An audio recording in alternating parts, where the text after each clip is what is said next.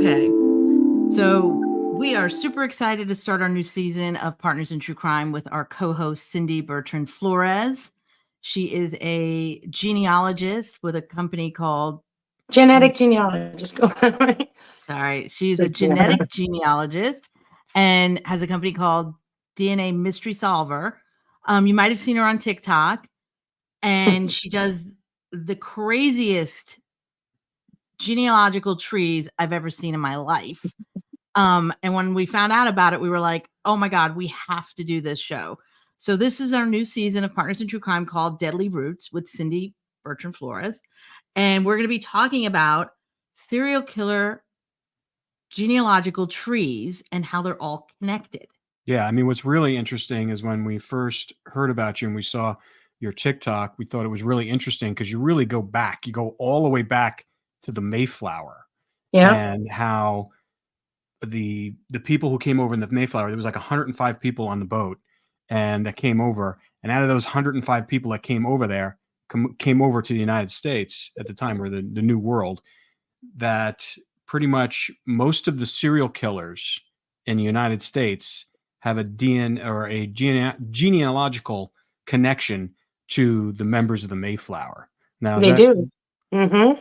So why don't we start off right there and just, first of all, how did you discover this? And how does one even attempt to look at all this data information going back hundreds of years? So it started off innocently enough. I had just finished a friend of mine's family tree, and it happened to be around Halloween time. So as a quirky gift, I thought, I want to see if she's related to Charles Manson because she's very much into serial killers. I am not. And so I built up Charles Manson's family tree to see if they were related, and they were. I was like, oh, that's cool. Wouldn't it be cool if she was related to Jeffrey Dahmer? And she was. And I said, there seems to be a pattern here. I was like, one more, I'm going to do one more. I'm going to do John Wayne Gacy. And she was related to him as well. And so I was like, oh, that's going to tickle her. But what I noticed was that the surname Fuller kept coming up. And I said, that's odd. And I kept going. And I had only done 5 trees, but in the first 5 trees, that Fuller name kept coming up. And I was like, okay, now I need to look into that to see if it's the same Fuller guy on each line that they're all related to. And that's how I made the connection to the Mayflower. And I was like, whoa. And so I started digging into this Fuller guy. My brother also very much into serial killers and studying them. And I said, like, all of these people descend from this guy. He's like, well, I wonder if that's kind of a sign that you might be a serial killer if. And the more killers I add to the tree, my brother would just give me names and I'd start plugging them. At one point, I think for the first 10 family trees, I built all the killers' trees out separately. So, but then I would link them up to my friend's tree. And at one point I was like, this is way too much work to do their trees 2 times. Link them in on one line, to see how they're connected to her. And so I was like, enough is enough. I'm gonna put them in the tree and I'm gonna detach parents so I could have them float and then build their tree out, find the common ancestor and merge the profiles. So they're all in one big tree. So now the tree is 67 killers deep. And there are a ton of Mayflower connections, and there's a certain pattern that emerges amongst all of the heavyweight, big hitter serial killers that are all the same. And that's something that was just very evident right from the beginning, that they all have the same type of a pattern to their family trees. So, and then it was like, okay, now I need to look into these Mayflower guys. Like, who are these same Mayflower guys that all these killers are descended from? And though there were 102 passengers, half of the Mayflower people died the first winter. So there were 52 that survived the first winter, but there were 2 more that died the following spring. So that leaves only 50 people. That is a lot of serial killers. Like, we have 24 serial killers that descend from the Mayflower. And in my tree, I have included all the people with short-lived roots. So they might be 2nd generation American, 3rd generation, but they're in there. So I've basically identified 4 different categories of killers in the tree. So we have 2 northern groups of killers. A lot of them intermingle on both sides. So we have the Pierce Kimball's, Gardners, and then we have the Mayflower murderers. That's what I call them, the Mayflower murderers. And then there's the Virginia. So that's going to be your southern killers. And then there are the ones that are short-lived roots. So there's basically 4 groups of people of, categories that I can put these killers into. And that's insane. Oh, it's insane. So tell me some of the big names that are connected, that are related. Actually, before that, Oh, can I Lord. ask you a quick question? Yeah. Because I think, because a lot of people think that, genealogy is like, we're all related. So there's Right. there's like a 10% that people that, we're all kind of, can you kind of explain to us why that's not the case with this? Right. So we are all related back to Adam and Eve. So we're all 52nd cousins or greater, but we are not all first, second, third, fourth, fifth, sixth, and seventh, whatever. So they did a study where they estimated that the number of Mayflower descendants was 30 million people. But what I discovered yesterday was it turns out that the way they calculated that did not take pedigree collapse into account. When you get to the end of your tree, it should, in theory, just go like this and double every generation, but it doesn't. It goes back into each other. The Mayflower people, they intermingled. They married each other in that group of people. So from 30 million, which would give us 9% of the population, if you include Canada, you're at 8.5% of North Americans that descend from the Mayflower, based on the calculation where one Mayflower passenger marries a non-Mayflower passenger and has 2 children. So that's how they came to that number of 30 million. But there was a guy who did a study, and he said, if you take pedigree collapse into account, then it's a tenth. It's about 10 million descendants from the Mayflower. And I've got 38%.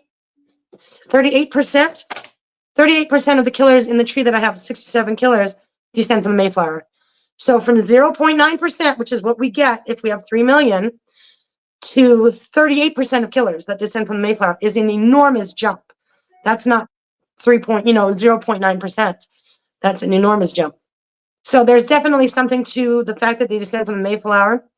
And more so, 100% of the heavyweight killers, so not helpers like Otis Toole and Roy Norris, they don't have the exact same pattern. They're missing 1 or 2 of those key ingredients, but 100% of the other ones all have the same exact type of modern day killers, have the same type of tree. The one you said a term there that I understand. You talked about pedigree collapse. What does that mean? Okay, so pedigree collapse is if you build out your family tree, you're going to find that you're related to a certain ancestor more than once. They came from a certain area. So, they had children whose children had children, and they all got married, and you come from a smaller area. So instead of your family tree going this way and straight out, having single ancestors, you have that same guy over here. He's over here on this side. Then this guy over here is over here. So you can be double, triple, 3 times, 4 times related to the same ancestor. So that's what pedigree collapse is. Interesting. So who are some of the serial killers you've been able to connect to each other as related? Oh, Lord. They're almost all related to each other. I've got Dean Corll in the tree, John Wayne Gacy, Jeffrey Dahmer. I've got Charles Manson in there, though maybe he didn't do any of the heavy lifting on the one side. He apparently did do some killings. Diane Downs is in the tree. Let me see. I have a very long list if you want to know, but just give us the big ones. Give us like the top. Yeah, like the top. BTK, Jeffrey Dahmer, Ted Bundy. Yeah, Colin Crippen, H.H. Holmes, Jeffrey Dahmer, Edmund Kemper, Joseph James D'Angelo, Douglas Clark, Randy Kraft, Larry Bittaker, Roy Norris, David Carpenter, Eileen Warnos. They're all in here. Paul Bernardo, these are all, big wig killers, and they're all in the tree. I did all of the high profile killers, and now I've started to do ones that have high volumes of victims but are lesser known. Yeah. To see if their pattern matches as well. So yeah, the biggest question everybody was saying is, aren't we all related to the Mayflower? So right. We're not all related. We're definitely not. Definitely not.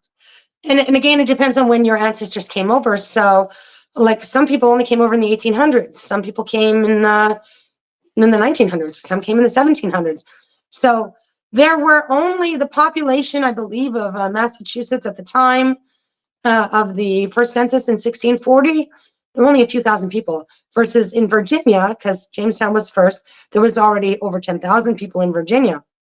So, but I'm not getting a ton of connections in the Virginia area. I still have, not all of the trees are finished. So these are my current numbers with the trees that I have finished.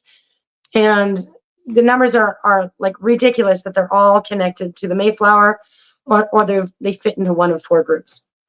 So the main family from can we talk about some of the main family lines from the Mayflower that are branching off into serial killer trees?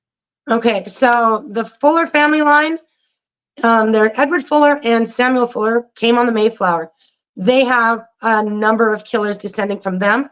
However, if you go up to their father and then their grandfather, you add more serial killers. So up to their grandfather, so that same Fuller line, we have 12 serial killers.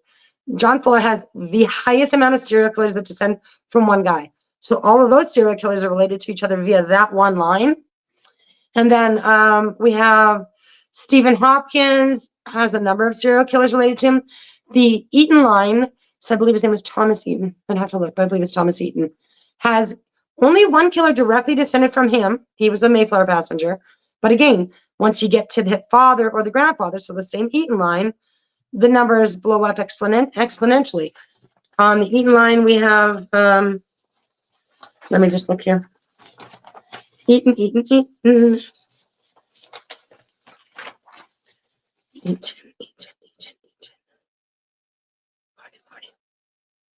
I have them all listed.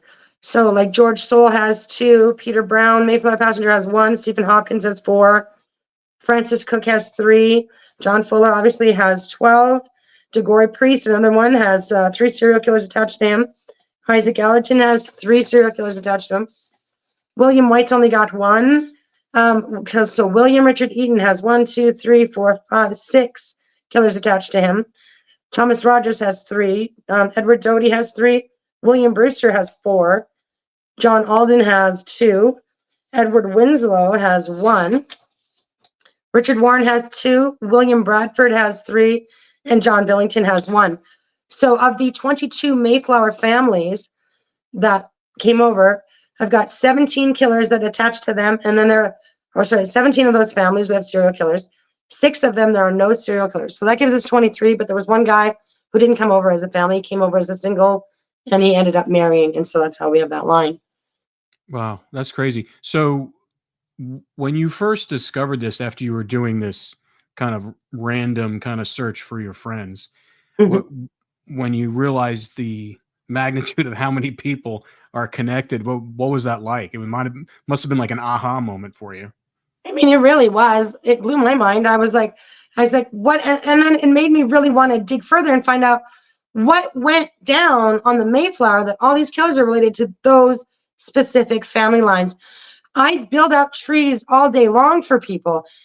Not very many descend from the Mayflower, let alone a bunch of them. Now, if I had done a family tree for, let's say, 10 different hairdressers and they were all related to one guy, well, I'm going to look at that guy for the hairdresser gene, because that would be an astronomical number of some people with the same career, to be related to one person. So it's by this research, we're able to say that there's a very strong plausibility that there's a serial killer gene. 100%. There's definitely a serial killer gene. And that was what, and then there's the sins of the father. It's biblical that, the sin of, like the sins of the father are visited upon 3 to 4 generations. And so we know that all those serial killers had demons attached to them. A lot of them were possessed. And so the sins of the father really rings true in my mind, because it lines up with science. Science agrees that even a child in their mother's womb, you're in your grandmother's womb, and the traumas are visited for, they've already proved scientifically, at least 3 generations. And that's what it says in the Bible, right? So if the sin perpetuates and keeps going down and is unbroken, and somebody hasn't broken the generational curse, then it's going to end up in you. And all these modern day serial killers, all tend to be related to the same person. So that makes me want to wonder what was going on with the Mayflower passengers, look into why they really came over, but what really happened, and what kind of people were they? Were they killers themselves? Like, what's going on with these family lines? Which is shocking, because as Americans, this is our history. We look at the Mayflower as this symbol of, freedom, liberty, people that were looking for a better life, people that were coming to the United States to build something. And a lot of the people who did descend from the Mayflower went on to do amazing things. They're not all serial killers. So it is interesting that there's this DNA genetic tie to some of the major serial killers in the United States. And what's also interesting is that there's not the amount of serial killers in the UK where most of these people came from. Right. Yeah. And the whole part of them leaving for religious, they're being oppressed religiously. So I mean, I think we did some preliminary research about that, and we'll talk about that throughout the podcast and future episodes, and how they went off and to Holland, and there was this lot of weird stuff, religious stuff, and then also the people that came over in Mayflower were also the ones that their ancestors were the ones with the Salem witch trials, correct? Yeah. So they were connected to that. And again, that's there's like two branches. So some of the Mayflower might have ended up in the Salem, but most of the serial killers actually are not connected to the Salem witch trials, which is interesting. Like almost not. I think maybe one, but other than that, nobody's really connected to the Salem witch trials. So you have the Mayflower people that came over. Then there was a great migration shortly thereafter. So the next boat after the Mayflower came in November of that year. And there's a whole thing to that where I think that there was some cannibalism involved and, possibly some other things we'll get into. But it was more the Great Migration people and the merchant adventurers who funded the Mayflower that were involved in the Salem witch trials, because it happened in an area close, but not too close to the Mayflower, to Plymouth. I thought it was really interesting. I wanted her to look up some recent serial killers. So we looked at the Idaho serial killer. What's his name? Bryan Kohberger or something. But yeah, I've got him in the tree. So when she does, what's his name? I think it's Bryan Kohberger. Kohberger. Okay, so I wanted to see, because we've been working with Laura Brand on death row with these serial killers. So there's a lot of questions that we've had. So one of the things was that this latest serial killer, Bryan Kohberger out of Idaho, we wanted to know if he was related to anyone in the tree. So when Cindy did the research, what did you find out about that? Okay, so Bryan Kohberger is related to them. So he actually, I think he is on the Mayflower. One second. Let me find him in my Bryan. I have pages full of serial killers. Oh, I do too now. Oh, yes, I know. I send them to you. Bryan, where did you go, Bryan? I know you're on my list.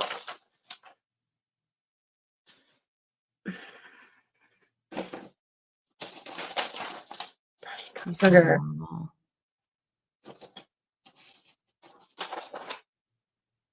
Maybe he's not a Mayflower connection. That's why. Well, Larry is though. Lawrence Whitaker is though, right? Yeah. What I found interesting about Bryan is that he is he's related to. Go ahead. That he was a student of basically BTK's. He really studied him. We've talked to BTK's daughter a few times, and she, in fact, she even wrote an article saying that he really was a student of hers, and I think he reached out to BTK. So I don't know if there's any kind of genealogy connection between those two, because it seems not related to Larry Whitaker, per my notes. I've got my notes on all the Mayflower connections. So I don't think he has the Mayflower. He is in the second group of, so I highlight them as green. So that's your Kimball, Pierce. So I think he's related to like Ted Bundy, Paul Bernardo. And I'm on my phone. Let's go back. Let's explain the different tiers that you were able to find. So I've been able to group them into 4 different categories of killers. So we have our short-lived roots. I have numbers on that too. I can tell you how many are in the short group. Where are you, notes? So I'm so organized. I have all my notes. Okay. So we have 24 Mayflower killers. Okay. We have 12 killers in the tree that have short-lived North American roots, 2nd, 3rd, 4th generation American.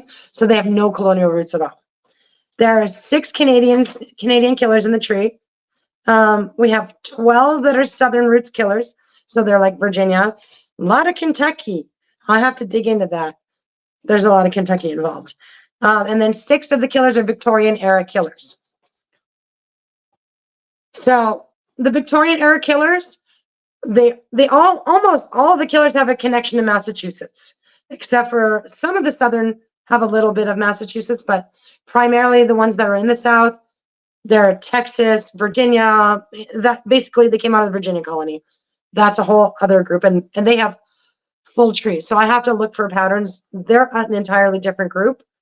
But as far as our Massachusetts killers, there are only 2 groups. We've got the Mayflower killers, and then we have the group that are like Norris, Pierce, Morse, Gardner. And I feel those family lines are connected a little bit further down the line, to which we did make one connection that they all that 2 groups kind of blend. One of the Mayflower on the Allerton line, is it Allerton? His wife, Norris, on the Norris line, blends well with a line on the green category group of the other Massachusetts killers of Thomas Gardner, that they actually all descend from the King Henry, what's that? What do you call King those Henry people? VIII, the Tudors. What do you call Tudors? That they all descend from the Tudors. And there's 12 of those, I believe, that would all connect. If we We'll could, get they could all into document more. lines.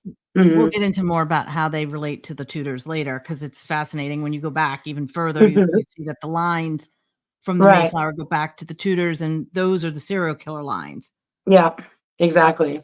So the main families from the serial killer lines in the Mayflower is the Fuller family. That is the biggest one, and then I think Eaton line is high up, and All right, so let's start with the Fuller line. Who are the serial killers descended from that line? okay. You want to ask me like that? You asked me which ones were related to each other. I have a big list of that. Okay, so Fullers. So descended from the Fuller line, we've got John Wayne Gacy, Jeffrey Dahmer, Lauren Douglas Thomas, Charles Manson, Dr. Holly Crippen, H.H. Holmes, Otis Toole, Michael Bear Carson, Diane Downs, David Hendricks, Edmund Kemper, and Robert Burdella. That's So a all pretty of those, long list. that of is a very killers. long list. That's right. And those are like Yeah. serial killers. Like Those are big list. full-blown, heavy-duty serial killers. That's a heavy line. And they're all direct descendants of the Fuller family. That's right. What do you know about the Fuller family? So the 2 boys that came over, they were men, of course, Edward and Samuel Fuller. Their father's name was Robert the Butcher Fuller. I just thought that was funny. The butcher, like the butcher of what? What were you hacking up? And they was to their grandfather, so his father, John. I haven't been able to find a ton on him, but I have to get a little deeper into my investigation on the Fuller line. But there's definitely something up. There's a reason that name keeps coming up in trees. It is most definitely not common. Some families have a lot of descendants, but not this guy, because I rarely before had come across the name Fuller in anyone's family tree that I built, and I do this a lot. So there was something interesting about the Fuller line. Yeah. And then, like, for instance, the Eaton line, we have Joseph James D'Angelo, Lauren Douglas Thomas, Israel Keyes, Ted Bundy, H.H. Holmes, and then Dean Corll. Now, with Dean Corll, I cannot connect it with documents, but there was somebody that did a heavy research, because Dean Corll's primary ancestor that came over, his last name was Heaton/Eaton, so with an H or without the H. And he firmly believes that is the same Eaton family as Francis Eaton of the Mayflower. So I've got him in the tree under Eaton. So just between the Eaton family and the Fuller family, we have Ted Bundy, John Wayne Gacy, Jeffrey Dahmer. Yeah. I mean, these are major serial killers. These are, it'll blow your mind, the ones that are related to each other. In fact, I got there, but let's say, I'm going to tell you, Larry Bittaker is related to 7 serial killers. Ted Bundy is related to 7. John Wayne Gacy, he's related to 23 serial killers. 23. Wow. Edmund Kemper is also related to 23 different serial killers. And Dennis Rader is related to 5. Paul Bernardo is related to 11 serial killers. Herman Mudgett is related to 18 serial killers. And he was one of the first. Lizzie Borden, she's in the tree. She's related to 6.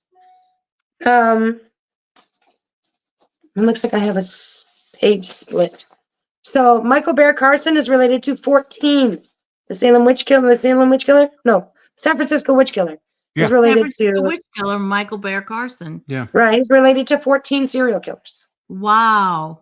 Right. Jeffrey Dahmer is related to 15. Right. Multiple times related to like John Wayne Gacy and a few other people. So it kind of explains why he was so obsessed with him. It seems that they had some DNA connection. Israel Keys is related to 20 serial killers. Bryan Kohberger, on there, I told you I had his name in here somewhere, is related to 7 serial killers. Bryan Kohberger, the Idaho. That's the one you were asking about. I found it. So he's related to 7 serial killers.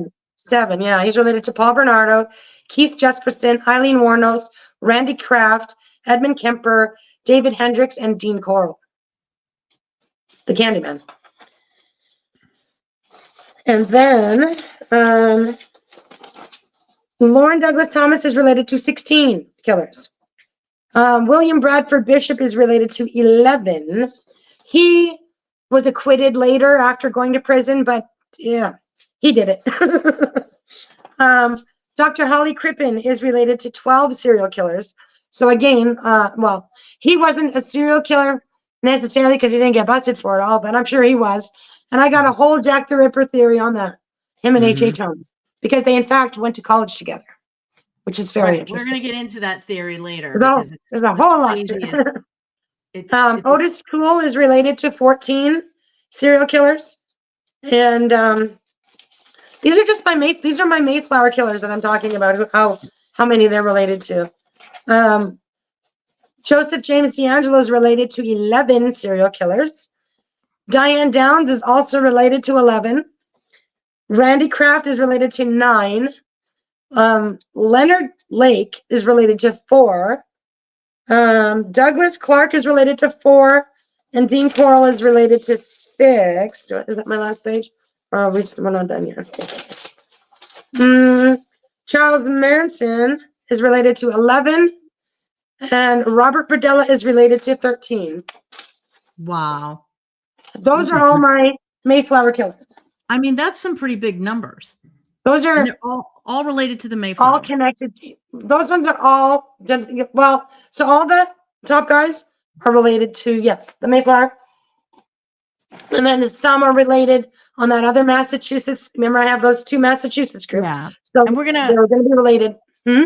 We're going to put up we're going to put it up so that people can see it and they can understand what we're saying. Because when I saw it visually, I was like, oh my God.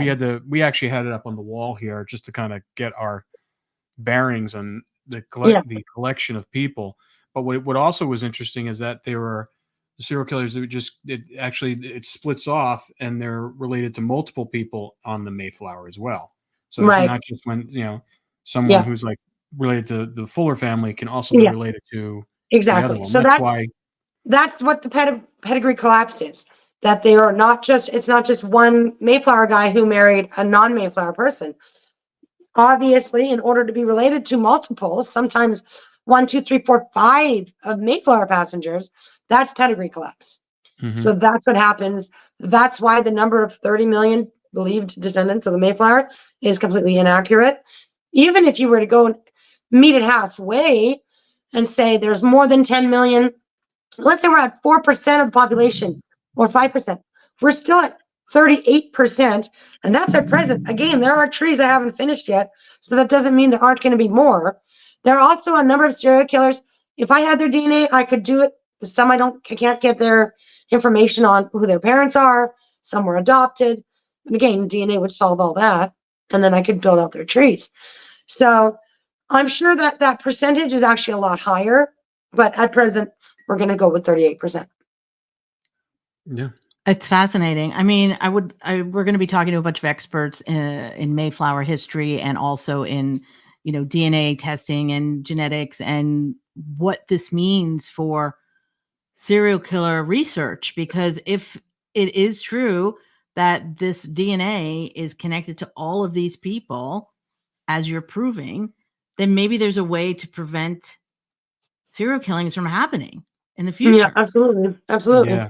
If it's genetic and it's generational trauma, I mean, everybody's talking about generational trauma now and how the sins of your ancestors, spill into your life and into your genetic Yep. composition. So if that's the case, then there has to be some kind of truth into that. That if you're a serial killer, you're experiencing some sort of genetic DNA Trauma. Right. trauma. Yeah. Yeah, Like exactly. we got a little taste of this years ago when we did the Green River Killer documentary. And I've told this story before in other podcasts, but the niece of Gary Ridgway used to work for me. We were finishing up a television show, and she asked me, last day, she wanted to thank me for working with her, employing her. And then I go, what are you going to do now? And she goes, well, I was going to do a documentary about my family.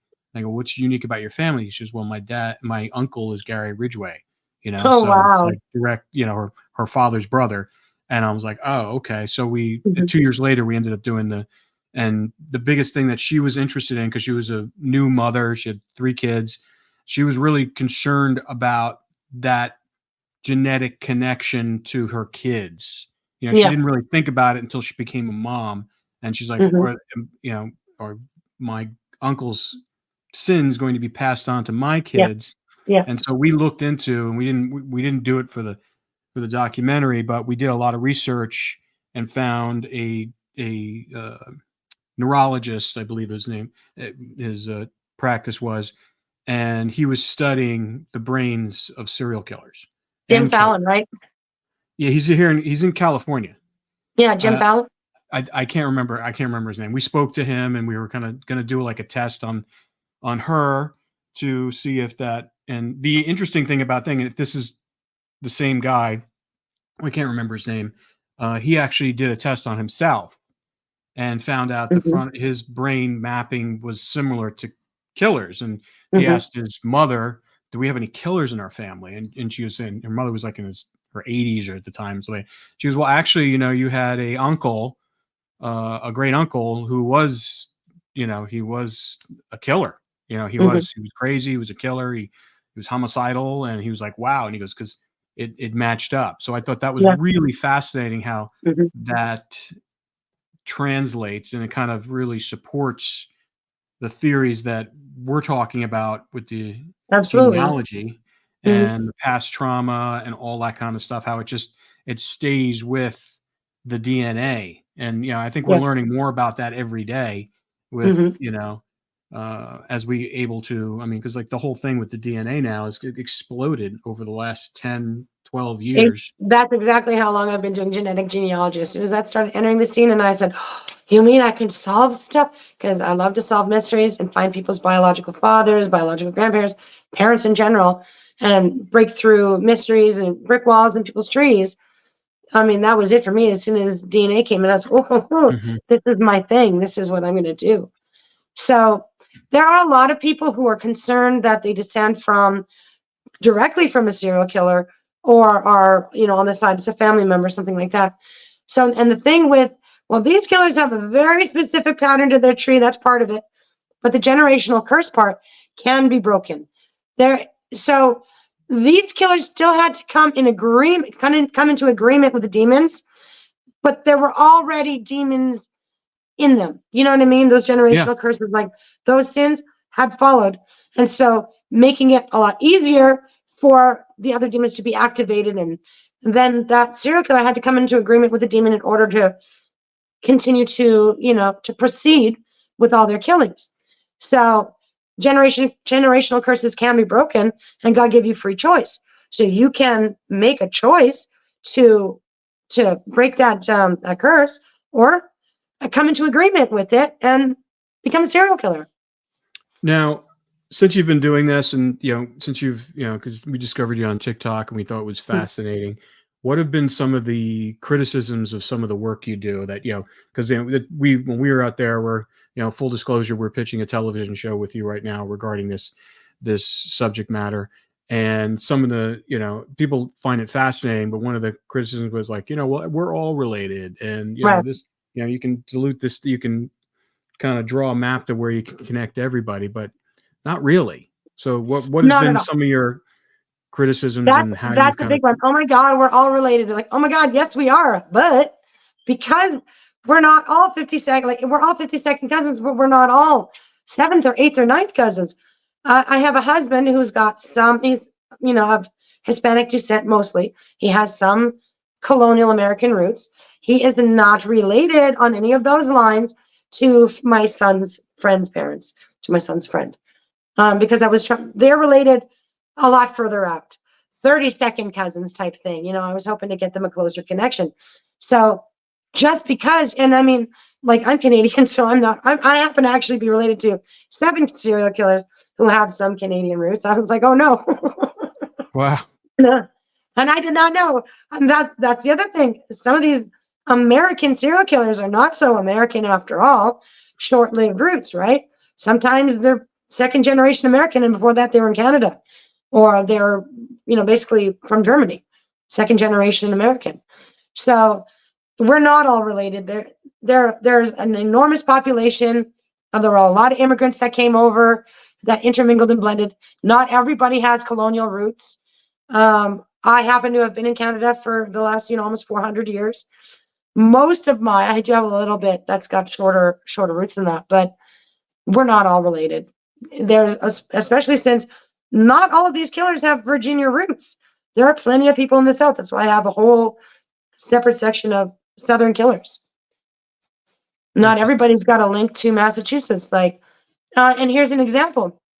Stephen King, I built out Stephen King Street because I said, I have found one ancestor. I was like, I wonder if this is it's a killer line. There's a lot of killers, but I wonder if Stephen King is related to it. And if this is more of a creative mind of killer ancestor, right? So I did look into that.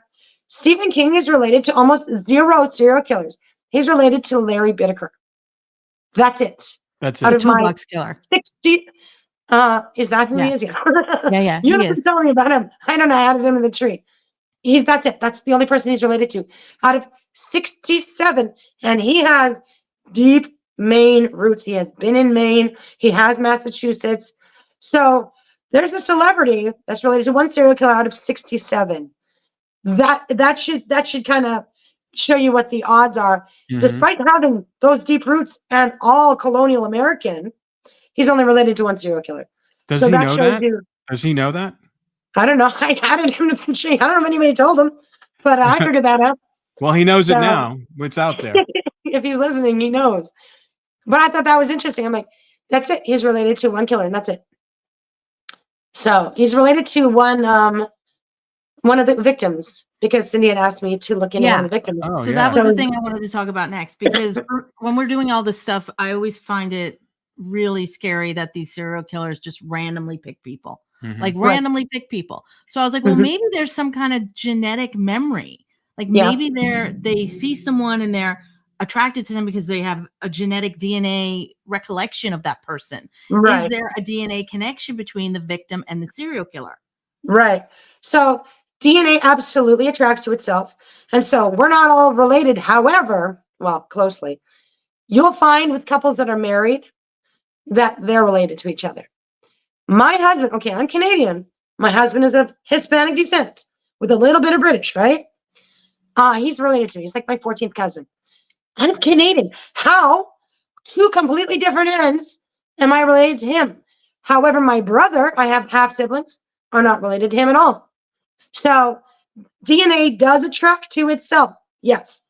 As far as I think that the more victims that I add, I see patterns. I found one victim line so far that's got three victims attached to it. I think there was 1 killer on that line. But what I noticed is that there's patterns to these things as well. So I'm going to give you an example. Lizzie Borden and Eileen Wuornos are heavily related to each other. Numerous ancestors that they share. So what would be a common denominator amongst those two? I'm 100% positive that Lizzie Borden's father was diddling her and the sister. And I know Eileen Wuornos was sexually abused as well. So, see, victim, that type of a victim. I understand that Eileen Wuornos killed a bunch of people, but she was also a victim herself.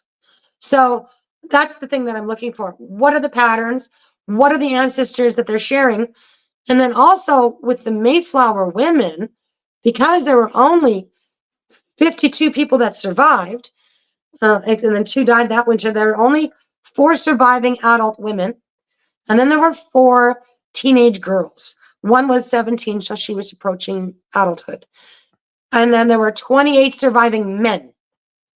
4 women, 28 men, 4 teenagers who then have to take care of the other, all the kids and all the men, take care of their needs. So those women are going to pass up. Imagine the amount of trauma that they had to deal with to take care of all those men and their needs and all those children for until the next boat came along in November of that year. So those women are going to hold trauma, and those women are going to pass that down as well. So that's the connection that I'm looking for with victims, is who are they related to? What happened with that common ancestor? That if I find a whole host of them, like I find with the killers, let's say 8 victims related to one person, what happened to that one person? What is the story there? And also, when you looked at the Toolbox Killers and you looked at Andrea Hall and Cindy, what the hell is Cindy? Cindy Schaefer. Cindy Schaefer, thank you. yeah. Cindy Schaefer and Andrea Hall, you looked into them to see if they were related to Norris or Bittaker. What did you find out if they were? Cindy, there, she's not related to either of them. I think I did finish her tree. Andrea Hall, I don't think I did finish her tree, but maybe I didn't. I wasn't able to get further. That's right. We'll talk about that later. We'll get more. We'll do more preparation for that. This is just kind of an overall thing. Tell me what genetic genealogy is, because I don't think a lot of people understand what that means.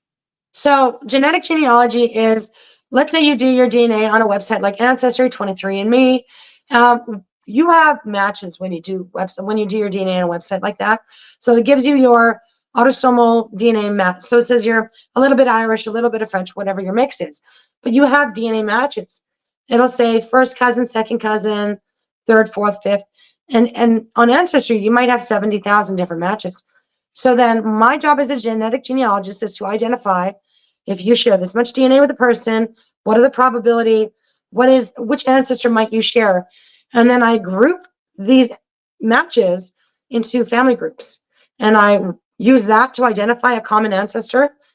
And even if you don't have it, I can find it by looking at the group and how they're all related to each other and the ancestor that they share and the amount of DNA that you share with them. So that's how I'm able to identify family lines, just by using your DNA matches. It's insane. So I also it's how they found killers. It's how they found the Golden State Killer. Right. Yeah. Joseph James D'Angelo. That's how it's the same exact principle. That's how we find killers, how you can find the identity of a victim using genetic genealogy. It's fantastic. And the Golden State Killer, he's one of the Mayflower descendants. He is. He's connected to the Fuller family, or Joseph. I have to. He's on a few. Okay, that's all right. We'll go back and we'll do more detail later. He's on the Hopkins line. Joseph James D'Angelo. I have a very large list. He's on the Eaton line as well. He's on the Doty line, pardon me. And so there's those 3. And Bradford line. So he's got 4 Mayflower ancestors. Wow. That's crazy. That's nuts. So then, but that's pedigree collapse. And so, for people that don't understand, it's not just that one Mayflower person married a non-Mayflower person. Because if that were the case, you wouldn't be descendant of all of these. And it generally runs through one ancestor from the 1700s, and then it splits. And that's how you have multiple Mayflower people going into one person. Remember what I said about DNA attracting to itself and married people being related? These people are related, and then you marry your husband, and you're also related. I'm telling you, it's a thing. I mean, does it say that the crossing of the DNA and the cousins, the 15th, 16th cousins, does that Does that kind of really But taint the gene pool and making these it serial killers? doesn't. It doesn't. Not at all. It's everybody is 52nd cousins. You're gonna find that you're related to one person or another person, but like I think DNA attracts to itself. You can have, you can marry your fifth, sixth cousin and never know it until you do your DNA. They could be your seventh or eighth cousin, but it's generally in that type of a realm between 14 and fifth. Some cases like Mexican and French, they're likely to be fifth or sixth cousins just because of the smaller amount of people versus the amount that are living in the United States. In America, in the United States, it would be seventh cousin, eighth cousin for people that happen to be, attracted to each other. And at that point, it doesn't matter. You don't marry your first cousin. You don't marry your second cousin. Don't even keep your hands off your third cousin. Fourth cousin, you wouldn't even know. You would never know because there's no family reunions for fourth cousins. Yeah. So anything beyond that, it's like you didn't even know. Okay. And it wouldn't interfere with anything. Well, it's a fascinating world that you've dove into. What I want to finish up with is just, you said you've been doing this for like 10 years. So I've been doing genetic genealogy for 10 years, yeah. And so genealogy tell us a itself little is funny. bit how you discovered doing it and why you wanted to do it and what is it you do on a daily basis? So my own story, I'm an affair baby. I did get the privilege of knowing when I was 12, found out that my biological father wasn't or was somebody else. So I think that's probably why I'm so passionate about it. Like, oh, I can easily help you find your daddy, like with DNA, or people's parents, because people have a right to know what their biological lines, who are their biological people. Everybody has a right to know. So I started a business doing it. And I said, initially I was just helping people. I'm like, well, let me help you solve it, but let me use your DNA. And you can only self-teach. At the time, I think they're starting to maybe make college courses for it, but I've been doing it for so long that I can do it lickety-split. But back then there was no training for that. So you just dove in and did it. And my success rate is 100% for finding family lines for people of North American descent. It's a little bit different when you get into Europe because it's not so common to do your DNA. But for North Americans, it's very popular to do your DNA and is absolutely easy to find your people if you dig hard enough and work the puzzle out. Because I'm really good at solving puzzles. But it's an absolute passion of mine. And I love, I just helped a girl solve her Who's Your Daddy mystery. Mm-hmm. She just reunited with an uncle and a half sister that they didn't even know, so, and they've just ordered their like a sibling test so that she could show proof to her half sister, but she's got new family and she's very excited. Her biological father's passed now, but some people get the shock of their lives when they're 60, 80 years old. By the way, you have a son, surprise. So it's very rewarding. I love it. It's what I'm passionate about. That's cool. That's awesome. And then this whole serial killer thing just kind of landed in your lap. It really did. Now, I would love to. The serial killer tree is solely based on genealogy, which can contain errors. People could be adopted and not know it. And that's what you find out with genetic genealogy. Somebody might have had an affair. So ideally, I would like to get my hands on like a DNA sample, maybe from a relative of theirs, so that I can biologically confirm those family lines and make those connections. But at the moment, I don't have access to that. So I'm working basically on only their genealogy. Mm-hmm. But if you had a swab, a sample of DNA, you could actually literally confirm that. Absolutely. Cool. Mm-hmm. Well, this is crazy. This is crazy world. It's insane. It's fascinating though, because it could change the way that, we do research for serial killings and understand, because we are the only species that kills our own. So what happened? What happened to that DNA? Why did this person decide to do these things? Is it genetic? Is it because this, like one, like Larry Bittaker, he's related to how many serial killers? I mean, that's an abnormal amount of serial killers. The two female serial killers that it's very rare to have female serial killers. Yeah. They're related. And also heavily related. Yeah, exactly. I mean, there has to be something to that. Oh, absolutely. We're going to have experts come on and talk about different parts of this and unpack all this stuff, all the families, unpack the trees that you've discovered, and back up with some research and some historical research on the Mayflower and what was happening at that time that there's a lot of theories about this. Mhm. We're going to be unpacking all of those too. Yeah, kind Right. of bridging the folklore myth of what was going on to what Mhm. reality is. Could it be? You know, And I then mean, and then just the doing all these killer trees that they descend from the Mayflower really opens up, other possibilities. Like maybe it wasn't so innocent after all. exactly. Was there a curse? What was going on? So there's a lot to explore. Yeah. I mean, there's a history here that maybe we don't know, and we're about to uncover a lot Exactly. of it. So Exactly. you can't 'Cause- believe what she's discovered already. So once we start Mhm. unpacking some of these trees, it's crazy. Yeah, I Absolutely. Mhm. mean, just from the cursory searches that we've done, I don't know how many people are doing this kind of stuff. I mean, I think hobbyists will build out a serial killer family tree, but like one killer's tree, and not even fully. I know sometimes I see that somebody's built a tree and there's like a few ancestors, but I full blown added them all to one giant tree of the 67 people deep. And I think that's why I'm able to make those connections, because I'll notice, oh, that ancestor's already in the tree, or I'll see a name that I recognize. I'm able to merge the profiles, work backwards because trees are very complicated. But if I work backwards from one person to find the killer it's attached to, and I attach a note to the primary killer, then I follow the other line of that person which killer it's attached to, and then I also add a note. So then I've got notes in my headers on all these killers and all these shared ancestors that they have. It makes it a lot easier, and so it's just one giant tree. Fantastic. And also what's interesting are their clusters of patterns. Because we were talking about this, how some, like this group of serial killers that are related, they all have similar patterns. And maybe Absolutely. those patterns can be researched There's as well. definitely something to the patterns of their trees. It's basically like a recipe book for how to make and create a serial killer.